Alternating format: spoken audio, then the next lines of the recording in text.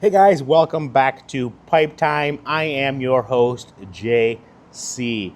So, I've been wrestling with this question recently. This question of why. For me, I am always wanting to start my own thing, whether it be a ministry, a house church, a business, a YouTube channel. Like, why is it that I am always wanting to start my own thing? Is that a selfish thing? Do I not like working with other people? Do I want to be in control?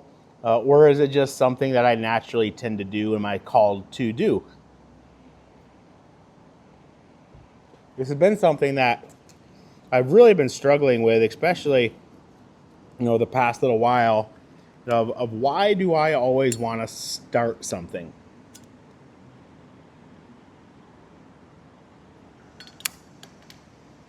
And it doesn't make any sense because I don't ever seem to complete anything, because I think for me, it's like I want to see the fruit fast, and I know it takes a long time, and I just get impatient. And I don't know if I'm the only one struggling with that. I don't think I am. But I've started and stopped so many things in my life, and really it leads to, I think, a lack of self-confidence, because I have started so many things and stopped so many things, or had so many great ideas and never really followed through with them. And I don't really know what to do with that.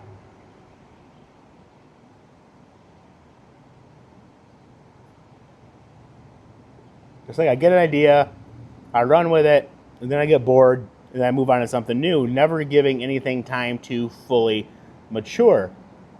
I think part of it is I get bored with it. Part of it is just life gets in the way. Another part of it is commitment, and I'm just really struggling with that in my life.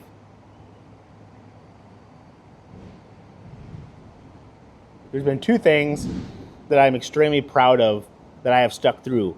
It is my marriage. We have been married for 25 years, high school sweethearts. I'm very proud that we are still married, still together, and our marriage is better than ever. And schooling.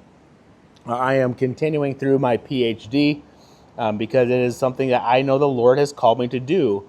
So that leads me to another question. Am I starting things that the Lord has not called me to do? Am I committed to those things that the Lord calls me? Like, we were committed to the mission field. The only reason we left is because of the weather. We were stuck in a hurricane and all kinds of stuff, right? So I am committed to those things that I know the Lord is calling me to. So that leads me to wonder if these things that I've attempted to start and failed at, it's not really a failure. I'm just not stepping into those things that God wants me to do. Which leads me to another question. What in the world does God want me to do? I don't know. I hope I'm not the only one struggling with this. I don't think I am.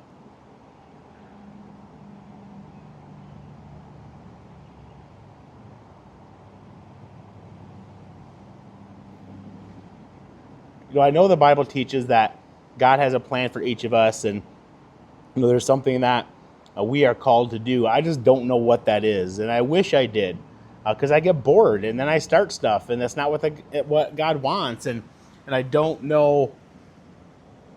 I don't know what to do about that. And if I'm just to be flat out honest with you guys, I get frustrated about that. I get upset about it. And that just makes me want to give up. But I always end up coming back to stepping into ministry, to some degree, stepping into teaching. And I don't know how to get a platform to do that other than YouTube, which is a great platform. Don't get me wrong. But I really need to be committed to something that the Lord is calling me to do moving forward, and I don't know what that is.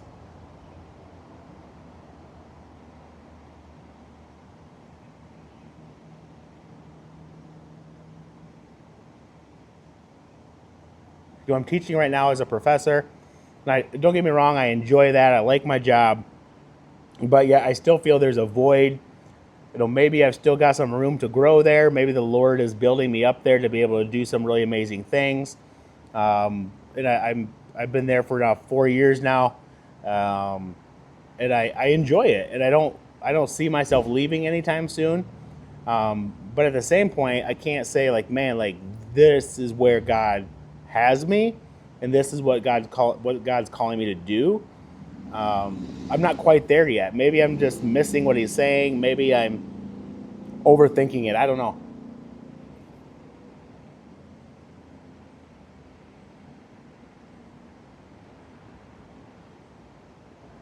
I just feel like everybody who says they're called to ministry, the first thing they run to is planting a church or being a pastor at a traditional church. And that's definitely not what I want to do. That's definitely not what I feel the Lord calling me to do. Now, I do feel the Lord calling me to teach and teach biblical truths. I don't know to what scale or what capacity, but I definitely don't just want to run into what everybody else does because that's what everybody else does. Because I believe there's a lot of pastors out there who are not called to be a pastor. That's just what they knew how to do or what they knew to do when they were called into ministry. Because a pastor is only one of the 5 gifts for the church to become mature, right? We have the prophet, the apostle, the evangelist, the pastor, and the teacher.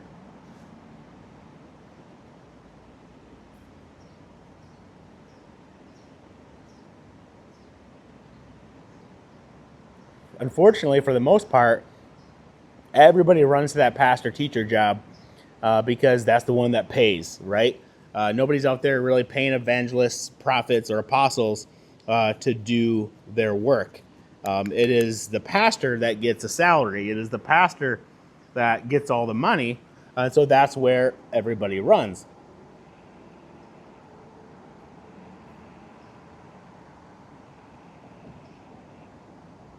But I don't believe the Bible teaches that should be the case. I believe that we are all gifted, and that's where we should be walking in. I am not gifted as a pastor of a church. It's not my calling. I'm definitely gifted as an evangelist and as an apostle. How I go about doing that, I don't know. Rather than just going out and doing it. But then again, I don't know. I don't even know what I'm thinking. I'm just kind of rambling on, hoping somebody's hearing me and maybe has an answer.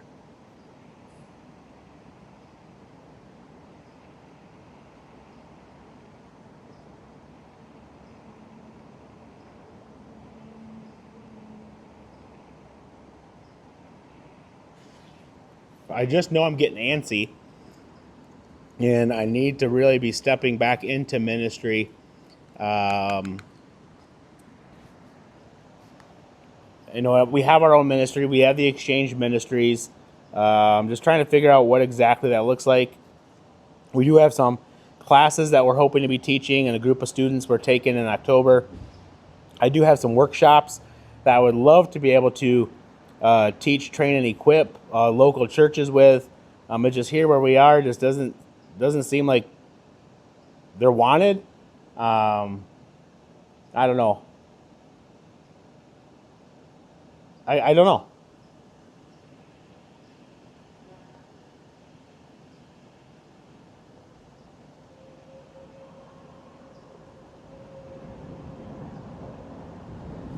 And I know I can be bold, I can be blunt sometimes.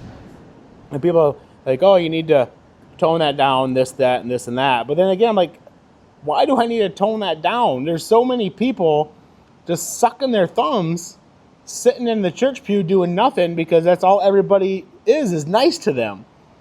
Nobody ruffles any feathers anymore.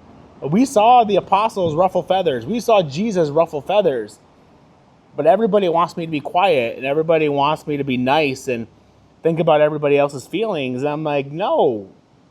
Jesus wasn't worried about people's feelings. He was worried about their eternity.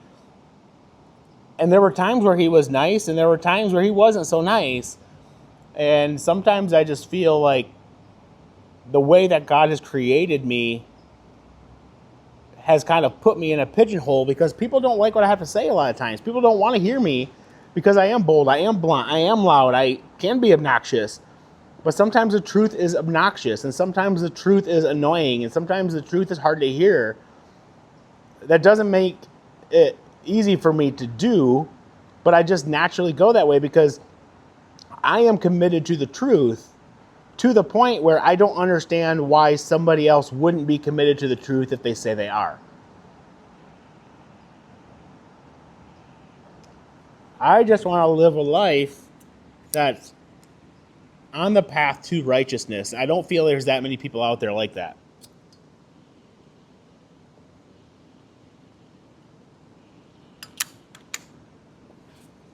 They're on the path to whatever makes them feel happy.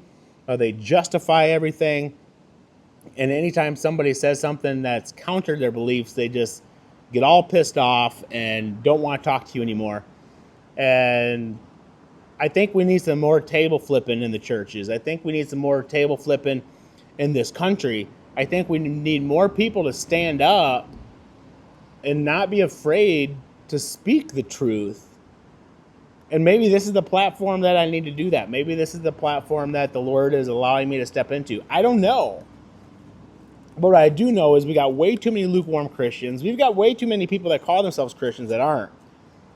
And that's a problem. That's a big problem.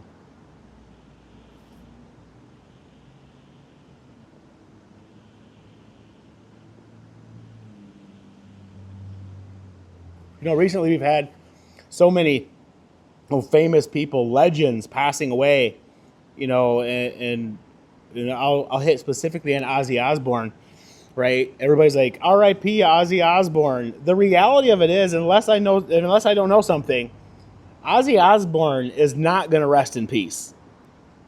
Ozzy Osbourne is going to be in hell, and there will be no rest for him unless he accepted Christ, and I don't know otherwise. We have this false perception that everybody who dies rests. No, they're not going to rest in peace if they don't follow Jesus. If they have not put their faith in Jesus, they are not resting in peace. It's just a reality. And I think by us saying that to soften the blow of somebody's death is actually detrimental to all kinds of people, because people think they're resting in peace and they're not. Because you won't rest in peace if you aren't following Jesus. There is no rest outside of Christ. And that is something that we have got to remember.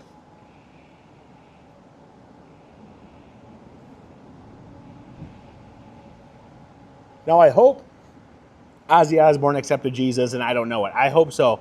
I hope I get to the pearly gates and I see Ozzy Osbourne singing his heart out, worshiping Jesus. I hope so.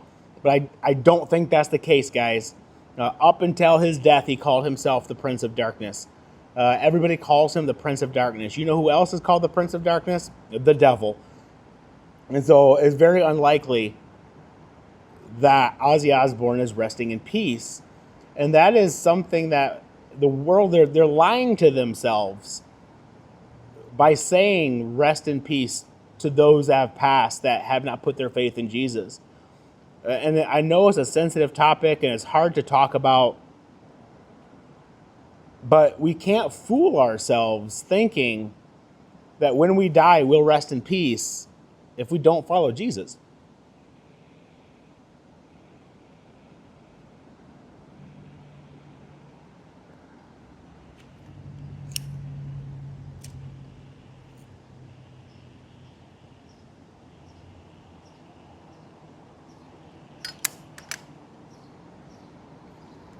I think this bowl is about done, which is good because I got to leave anyway.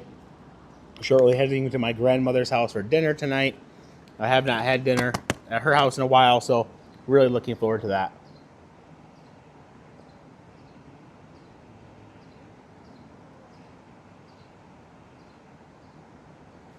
So I'd love to hear your guys' thoughts on, the need for more boldness in the church, the need for more table turning.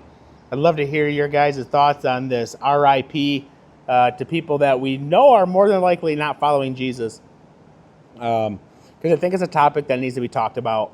I think it's something that we avoid all too often, because we don't want to hurt people's feelings. And I understand that, but that's still not okay.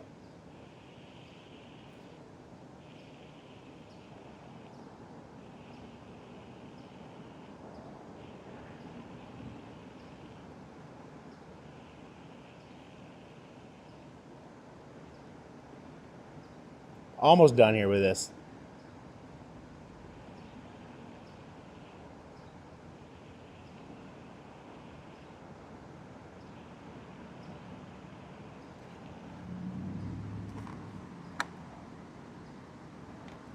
I got this root beer from a new root beer stand that opened up locally.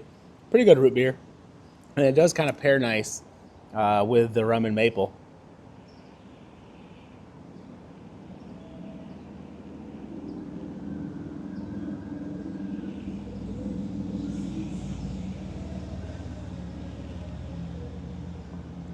I'm so bummed out.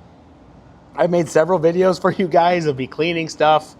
Made another great video earlier today, and that got messed up. So I just have to do these videos outside, I think. I got to put my phone in airplane mode, otherwise calls come in, and that stops my video, and then I got to start all over or combine them, and I don't want to do that. I know how to do it. I just don't want to do it. It's way easier just to make a video, do one cut, no edits, and I don't want to have to deal with putting them in another app and combining them into one video, and it just takes too much time when we can do just a single cut like this.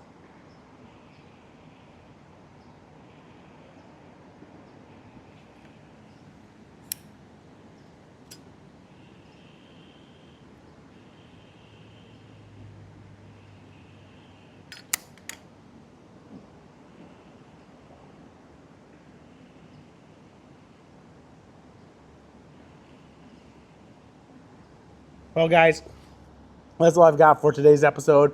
It was a little shorter than normal, but thank you guys so much for continuing to watch Pipe Time with me, JC, your host. Do not forget to subscribe to this channel, like this video, share it with your friends, family, aunt, uncle, dog, coworkers, cat, barn animals. Share it with everybody so we can all enjoy Pipe Time together. Until next time, keep smoking.